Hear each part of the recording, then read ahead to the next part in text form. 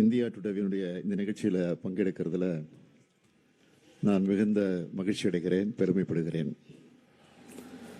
தமிழ்நாட்டு மக்களோட மனசுல என்ன இருக்குன்னு இந்தியா டுடேவும் சி ஓட்டஸ் நிறுவனமும் நடத்தின சர்வேயில தெளிவா தெரிஞ்சிருக்கும். உங்க சர்வேப்படி திமுக கூட்டணி 45% ஆதரவோட லீடிங்கில் இருக்கு. எங்களுக்கும் செகண்ட் பிளேஸ்ல இருக்கக்கூடிய டிஃபரன்ஸ் பார்த்தீங்கன்னா 12%. இங்க பத்திரிகையாளர்கள், அரசியல் ஆர்வலர்கள்னு பலரும் இருக்கீங்க. And political analysts and political observers are all here. Simple arithmetic தான். And I'm happy to 3% வித்தியாசம் இருந்தால கிளீன் ஸ்வீப் தான்.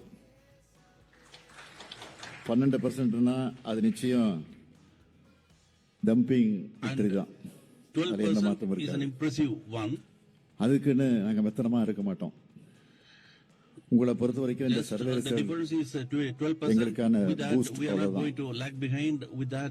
திமுக என்பது எப்போதும் என்றென்றும் மக்களோட இருக்கக்கூடிய இயக்கம், மக்களுக்காக பாடுபடக்கூடிய இயக்கம். அதனால இன்னும் உற்சாகமா உங்களுடைய கணிப்பை உண்மையாக்குவோம். கடந்த 5 ஆண்டுகளாக For the past 5 years, we have been witnessing that 5 ஆண்டுகளுக்கு முன்னாடி amidst great difficulties and challenges, we have been making development and we are making a mark and we are reaching the public. அதே சமயம் இப்போ திராவிட model அரசு அமைஞ்சு இந்த 5 ஆண்டுகள்ல வரலாறு காணாத வெற்றி பாதையில தமிழ்நாடு வெற்றி நடைய போட்டுக்கிட்டு இருக்கு. வர எலெக்ஷன்ல வென்று இந்த வளர்ச்சி பயணத்தை, வெற்றி பயணத்தை திராவிட மாடல் 2.0 தொடர்வோம். மீடியா பர்சன்ஸ் மற்றும் அரசியல் பார்வைகள் உங்க முன்னாடி சில புள்ளி விவரங்களை நான் முன்வைக்கிறேன். ஏன்னா நம்பர் ஸ்பீக். லாஸ்ட் இயர் தமிழ்நாட்டோட எக்கனாமிக் growth எவ்வளவுன்னா 11.19%. இந்த டபுள் டிஜிட் வளர்ச்சியை லாஸ்டா எப்போ அச்சீவ் பண்ணோம் தெரியுமா? 14 ஆண்டுகளுக்கு முன்னாடி. அதுவும் திமுக ஆட்சியில தான்.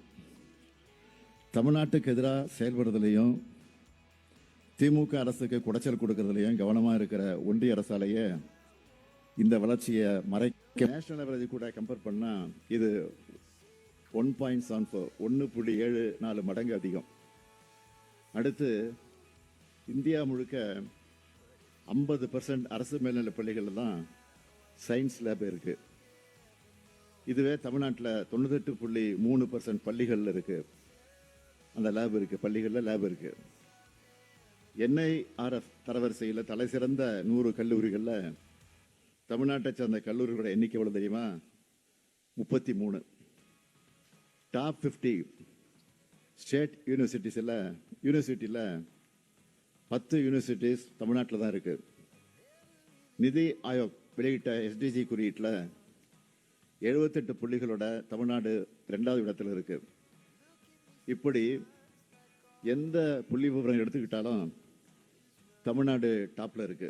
அதனால தான் 65க்கு மேற்பட்ட ஒன்றிய அரசு விருதுகள் தமிழ்நாட்டை தேடி வருது. இப்படி ஏராளமான புள்ளி விவரங்களை என்னால் பட்டியலிட முடியும். இதெல்லாம் சாதாரணமாக நாங்கள் சாதிச்சிடல. ஏராளமான மக்கள் நல திட்டங்களை செயல்படுத்தி எதிர்காலத்துக்கான முதலீடுகளை செஞ்சு அச்சீவ் பண்ணியிருக்கிறோம். திராவிட மாடல் செயல்படுத்த திட்டங்களை பார்த்து பல்வேறு மாநிலங்களில் அந்த திட்டங்களையும் அடாப்ட் பண்ணிக்கணும்னு கேஸ் ஸ்டடி பண்ண ஆஃபீஸர்ஸ் வராங்க. இப்போ கூட எங்களுடைய தோழி விடுதியை மாடலாக எடுத்துக்கிட்டு ஒன்றிய அரசு பட்ஜெட்டில் ஒரு ஸ்கீம் அறிவிச்சிருக்கிறாங்க. எல்லாருக்கும் தரமான மருத்துவத்தை கொண்டு சேர்க்கணும்னு நாங்கள் உருவாக்கின மக்களை தேடிய மருத்துவ திட்டத்தை ஐநா அமைப்பே விருது கொடுத்து பாராட்டி இருக்கு. நாங்கள் பண்ணுறது எல்லாமே முன்னோடி திட்டங்களாக மாறி இருக்கு. 1,30,00,000 மகளிருக்கு மாதந்தோறும் 1000 ரூபாய் உரிமை தொகையாக வழங்குகிறோம். 19,30,000 குழந்தைகளுக்கு காலை உணவு அரசு பள்ளிகளில் படித்து காலேஜுக்கு போகிற மாணவிகளுக்கு புதுமை பெண் திட்டத்திலையும் மாணவர்களுக்கு தமிழ் புதன் திட்டத்திலையும் மாதம் 1000 ரூபாய்னு 12 லட்சம் பேருக்கு வழங்குகிறோம். நான் முதலமைச்சராக பொறுப்பேற்றதும் முதல் கையெழுத்தா விடியல் பயணத்தை அறிமுகப்படுத்தினேன். அதில் இது வரைக்கும் பெண்கள் 880 கோடி ரூபாய் 880 கோடி பயணங்களும், திருநர்கள் 48 லட்சம் பயணங்களையும், மாற்றுத்திறனாளிகள் 7 கோடி பயணங்களையும் மேற்கொண்டிருக்காங்க. இதனால் அவங்களுக்கு மாதந்தோறும் 800 ரூபாய் மிச்சமாகிறது.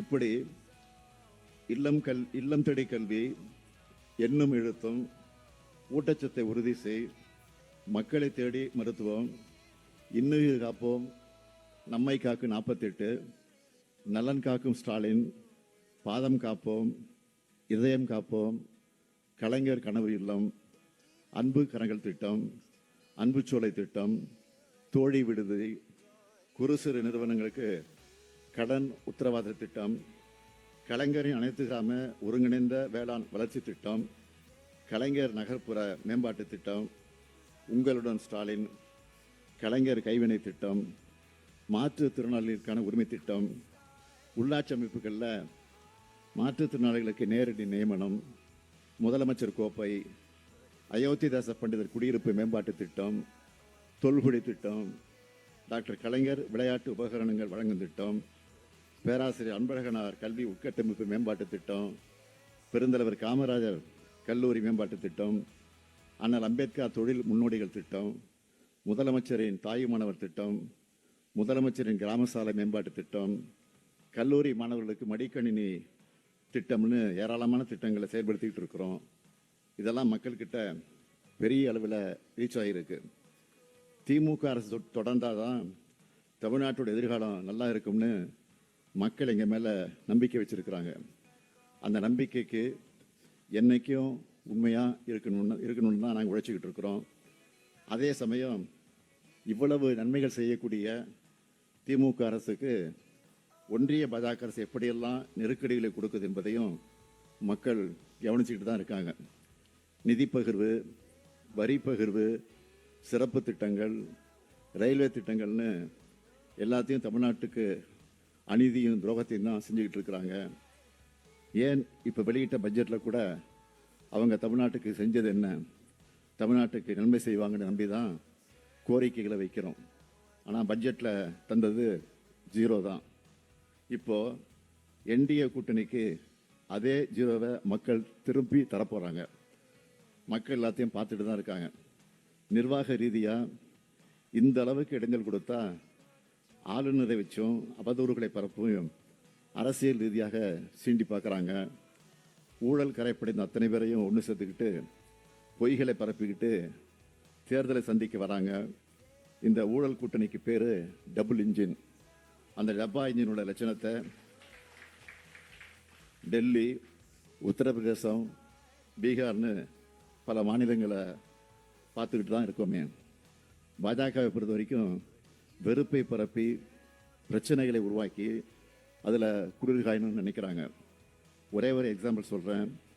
தமிழ்நாட்டை போலவே அஸ்ஸாம்லேயும் இப்போ தேர்தல் வரப்போகுது. அதுக்கு அஸ்ஸாம் பிஜேபியோட சோஷியல் மீடியா பக்கங்களில் வீடியோக்களை வெளியிட்டு வராங்க. நீங்கள் எல்லாரும் பார்த்துருப்பீங்க. அதில் அந்த மாநிலத்தை சார்ந்த ஆளும் பாஜக முதலமைச்சர் துப்பாக்கியில் குறிவைக்கிற மாதிரி போட்டிருந்தாங்க. அதுவும் யாருக்கு எதிராக? இப்படிப்பட்ட காட்சியை வைக்கிறதுக்கான துணிச்சல் அவங்களுக்கு எங்கேருந்து வந்துச்சு? ஜனநாயக இந்தியாவில் இப்படியெல்லாம் நடக்கும்னு யாராவது நினச்சி பார்த்துருப்போமா? இந்த நிலைமையை தான் இந்தியா முழுக்க ஏற்படுத்தணும்னு அவங்க நினைக்கிறாங்க. அதுக்கு அவங்களுக்கு துணையாக இருக்கிறது 2 விஷயம். ஒன்று அடிமைகள், இன்னொன்று அவதூறுகள். இதையெல்லாம் பயன்படுத்தி ஜனநாயகத்துக்கான அத்தனை விழுமியங்களையும் ஒழிச்சிடணும்னு நினைக்கிறாங்க. அதுக்கு நாட்டில் உள்ள ஜனநாயக சக்திகள் நிச்சயம் இடம் கொடுக்கக்கூடாது. தமிழ்நாட்டுக்கு சேர வேண்டிய நிதியையும் நீதியையும் நிச்சயமாக நாங்கள் பெற்றுத் தருவோம். பாஜகவோட பாசிச அரசியல் தமிழ்நாட்டுக்கு நிச்சயம் நிச்சயம் நிச்சயம் இது எடுபடாது, நிறைவேறாது. திராவிட மாடல் 2.0வில் தமிழ்நாட்டை காத்து இந்தியாவோட நம்பர் 1 மாநிலமாக தொடர்ந்து வளர்த்தெடுப்பது நிச்சயம். தமிழ்நாடு வெல்லும், இந்தியாவுக்கு வழிகாட்டும். நன்றி, வணக்கம்.